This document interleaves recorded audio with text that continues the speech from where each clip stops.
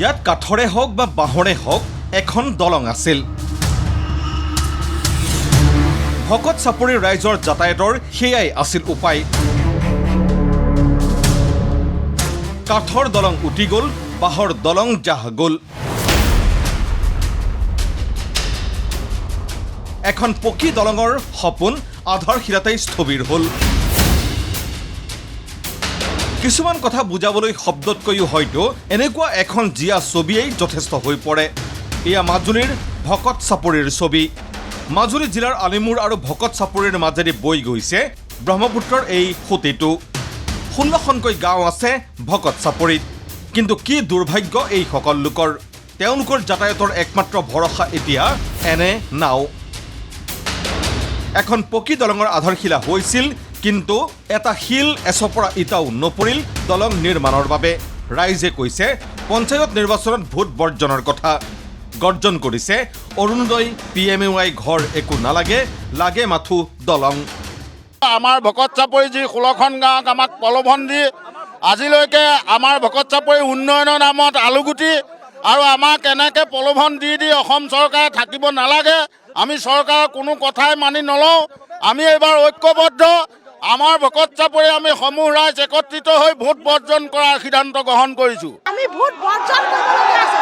যদি তেওঁ ভাল কৰ্ম কৰিলে আমি ভোট বৰ্জন কৰিবলৈ কেতিয়ানো নাহিলোঁ হয়। স্থায়ী সুৰক্ষা নহ'লে ভকত চাপৰি ৰাইজে এতিয়া প্ৰতিশ্ৰুতি কৰি আজি 16খন গাঁও ওলাই আহিছোঁ আমি ভোট বৰ্জন কৰিম বুলি।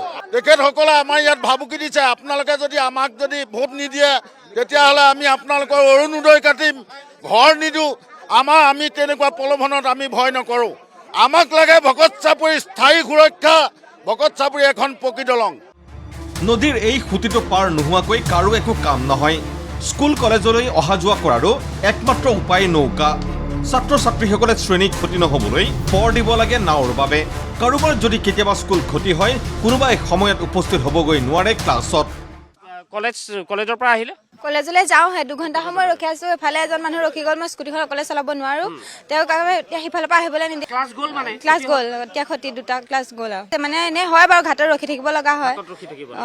মানুহ বহুত হয় যে।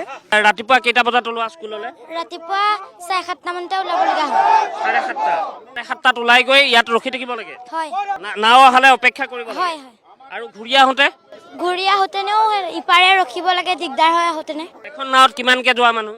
41 জন মান যায়। 41 জন মান। ভয় লাগে নাই? লাগে। নাৱৰ দিগদাৰ হোৱা দেখি স্কুলো পোৱাগে দেৰি হয়। স্কুল দেৰি হয়। হয়। ইফালে এই দুৰ্বিষহ যাতায়াত কৰি কৰি ভাগৰি পৰা এজন লোকে নিজৰ ক্ষোভ ব্যক্ত কৰি ভাগ্যক দোষ দি ক'লে সৰ্বানন্দ সোণোৱাল থকাহেঁতেন এই দুখৰ দিন নেদেখিলেহেঁতেন ভকত চাপৰিবাসীয়ে। তেখেতসকলক বাৰম্বাৰ মই ধিক্কা দিছোঁ আৰু কতবা মুণ্ডাবাদ দিম, কোনো ক'বলৈ হিচাপ নাই। একজন ভাল মানুহ আহিছিলে মাজুলীৰ, সৰ্বানন্দ সোণোৱাল। তেখেত থকা কাৰণে ভকত চাপৰি সুৰক্ষা নাই, মাজুলীৰ সুৰক্ষা হ'লে। সন্মুখত পঞ্চায়ত নিৰ্বাচন।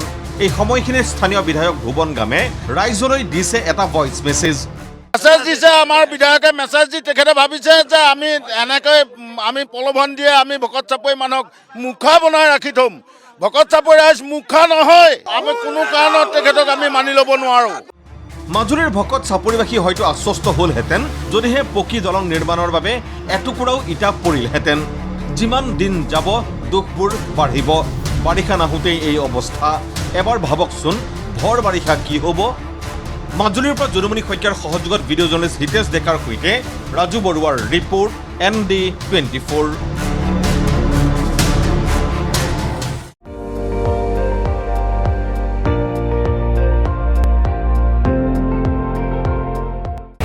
আপুনি চাই আছে ND24, সৰ্বশ্ৰেষ্ঠ নহয় সৰ্বোত্তমৰ দৌৰত।